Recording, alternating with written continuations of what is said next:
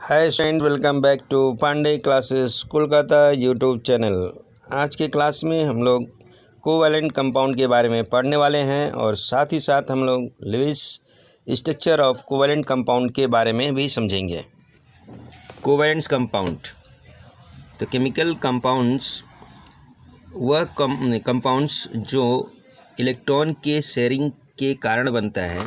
जैसे दो मान लीजिए एटम्स, वह सेम एलिमेंट का भी हो सकता है और दो अलग एलिमेंट्स का भी हो सकता है।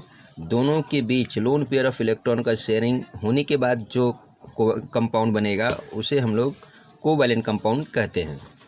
अब इसका जो गुण है हम लोग जानते हैं। नंबर एक कि जितने भी कोवैलेंट कंपाउंड है या तो लिक्विड है या तो वह गैस के फॉर्म में है। नंबर दूसरा कि जितने भी कोवैलेंट कंपाउंड है उनका जो मेल्टिंग पॉइंट है और बॉइलिंग पॉइंट वह आयनिक कंपाउंड से कम होता है। कोवैलेंट कंपाउंड्स वो क्या है कि bad conductor of electric current होता है। तो ये सभी कुछ प्रॉपर्टीज़ है जो आपके एग्जामिनेशन पॉइंट ऑफ व्यू के लिए बहुत ही इम्पोर्टेंट है। हाय स्टूडेंट्स, अभी हम लोग Lewis structure for covalent compound के बारे में डिस्कस करेंगे और कोशिश करेंगे समझने की कि ये कंपाउंड्स कैसे बनता है।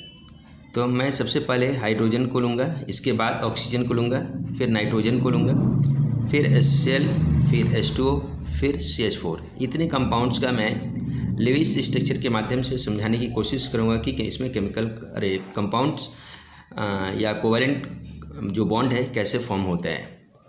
तो ये देखिए, पहला ये हमने पहले भी कह चुका है कि कोवैलेंट कंपाउंड दो आपका नॉन मेटल के बीच में बनता है, जिसमें जैसे हाइड्रोजन है कि हाइड्रोजन प्लस हाइड्रोजन ये दो एटम है ज्वाइंट होकर के H2 बनता है। और यह मालूम है कि covalent compound is form by the sharing of electron. तो इन दोनों के बीच में इलेक्ट्रॉन का शेयरिंग होगा और वह कंपाउंड बनेगा। फिर देखते हैं कैसे बना है। देखिए, H में हाइड्रोजन की लास्ट ऑर्बिट में एक इलेक्ट्रॉन होता है और दूसरा एक जो हाइड्रोजन है उसमें एक इलेक्ट्रॉन होता है। तो जब ये बॉन्ड बनता है तो ये इस इलेक्ट्रॉन को ले लेता है और यह क्या करता है, जब ये है अपना काम कराना है तो ये भी ये इसके साथ शेयर कर लेता है। तो जब ये भी दो ऑक्टेट रूल कंप्लीट हो गया, दो फर्स्ट ऑर्बिट में दो से ज़्यादा नहीं लगता इस केस में। और जब इस एटम के लिए ज़रूरत पड़ती है तो इसका भी दो ठो आपका लोन पेयर ऑफ इलेक्ट्रॉन दिखा देता है। तो जैसे अब बाहरी ऑर्बिट में 2 इलेक्ट्रॉन चाहिए तो इस तरह से ऑक्टेट उनका फुलफिल हो जाता है और हाइड्रोजन का एक कंपाउंड बन जाता है। जो हाइड्रोजन गैस का जो मॉलिक्यूल है इस तरह से फॉर्म होता है। अब आइए देखते हैं अब ऑक्सीजन के केस में। ऑक्सीजन प्लस ऑक्सीजन ये दो एटम है मिल करके ऑक्सीजन मॉलिक्यूल बनाता है गैसियस फॉर्म में। तो ये देखिए कैसे होता है कि ये जैसे एक ऑक्सीजन एटम है आपका, तो इसमें है कि इसका दो ए इलेक्ट्रॉन्स लेते हैं और एक दूसरा ऑक्सीजन है तो उनका भी दो ठो इलेक्ट्रॉन ये लेते हैं कि इसमें आपका बाहरी ऑर्बिट में कितना 6 इलेक्ट्रॉन रहता है ऑक्सीजन का। तो 2 4 6 हो गया।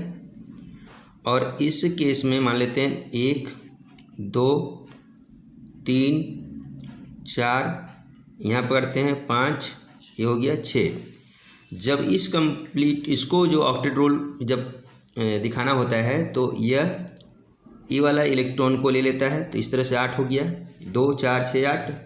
जब इसको चाहिए इस एटम को तो ये वाला इलेक्ट्रॉन को ले लेता है और इस तरह से ऑक्टेट रूल कंप्लीट होता है और यह कंपाउंड फॉर्म होता है ऑक्सीजन का। क्लियर? यहाँ पे two lone pair of electron share किया है, इसीलिए ऑक्सीजन का वैलेंसी यहाँ 2 होता है। ये देखिए, क्योंकि जब भी ऑक्सीजन यहाँ पे 2 फ्री इलेक्ट्रॉन्स है वहाँ लोन पेयर ऑफ इलेक्ट्रॉन इसको बोलते हैं हम लोग। नंबर तीसरा जो है आपका, ध्यान दीजिएगा, नाइट्रोजन थोड़ा सा और एडवांस है। इसके नाइट्रोजन केस में भी N+N = N2 होता है। बहुत ही ध्यान से देखिएगा कि जैसे मान लीजिए ये नाइट्रोजन है नाइट्रोजन के लास्ट ऑर्बिट में 5 इलेक्ट्रॉन्स होता है। तो जैसे 1 2 3 4 5। एक दूसरा नाइट्रोजन हम लें तो इसमें हम लोग दिखाते हैं 1 2 3 2 इधर 3 लिखा थे, 1 2 3, इसको हटा देते हैं, 5 हो गया।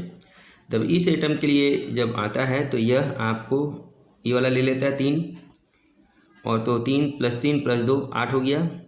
और जब इस एटम के लिए केस में आता है तो ये मिल करके आपको N2 मॉलिक्यूल देता है। अब नेक्स्ट हमारे पास आता है HCl नंबर 4 में लेते हैं। ये 2 अलग अलग कंपाउंड्स एलिमेंट्स का एटम है, जिसे H+Cl बनाता है HCl। देखिए कैसे हुआ होगा। ये हाइड्रोजन का लास्ट ऑर्बिट में 1 इलेक्ट्रॉन, और क्लोरीन का लास्ट ऑर्बिट में 1 2 3 4 5 6 और 1 7। तो इसका जब कंप्लीट करने के लिए होता है ऑक्टेट रूल, तो देखिए इसके साथ 2 ऑर्बिट हो गया इसका कंप्लीट। जब इसका होता है तो ये वाला ले लेता है, तो इसका भी देखिए 8 होना चाहिए था। तो 1 2 3 4 5 6 7 8 हो गया। तो इस तरह से आपका HCl कंपाउंड फॉर्म होता है। आई होप आपको क्लियर हुआ होगा।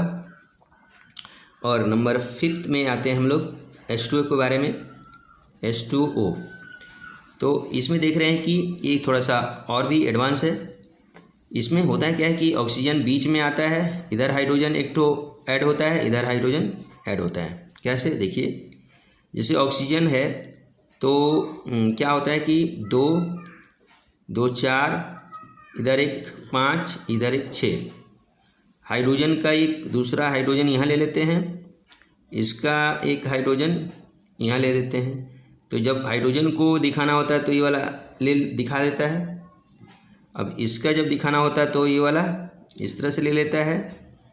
और जब ऑक्सीजन को 8 दिखाना होता है तो ये वाला सब लेता है, और यह H2O का कंपाउंड बनाता है। तो इस तरह से ये कंपाउंड फॉर्म होता है। ये आपको शायद क्लियर हुआ हो। और हमने कहा था CH4 को बनाने के लिए, मैं इसी एक छोटे सी जगह पे मैं कोशिश कर रहा हूँ आपको समझाने की। CH4 कैसे बनता है ये देखिए। तो कार्बन का लास्ट में 4 इलेक्ट्रॉन्स होते हैं। कार्बन तो 1, यहाँ पे 2, यहाँ मान लीजिए एक 3, एक यहाँ 4, यहाँ एक हाइड्रोजन को ऐड किए, यहाँ एक हाइड्रोजन को ऐड किए, यहाँ पे एक हाइड्रोजन को ऐड किए, यहाँ एक हाइड्रोजन को ऐड किए। तो ये वाला हाइड्रोजन क्लियर हो गया, ये हाइड्रोजन क्लियर हो गया, और ये हाइड्रोजन क्लियर हो गया, ये हाइड्रोजन क्लियर हो गया। देखिए यहाँ पे सट गया, ये नहीं होने चाहिए था, जगह स्पेस कम गया। नया पेज लेने के पहले मैं सोचा कि चलो इसी में बना देता हूँ। और फिर जब ऑक्सीजन को कार्बन को 8 चाहिए तो यह 8 निकल गया। तो इस तरह से CH4 का फॉर्मेशन होता है। तो आई होप यह आप लोगों को ये वीडियो अच्छा लगा हो और समझ में आया हो। Thank you.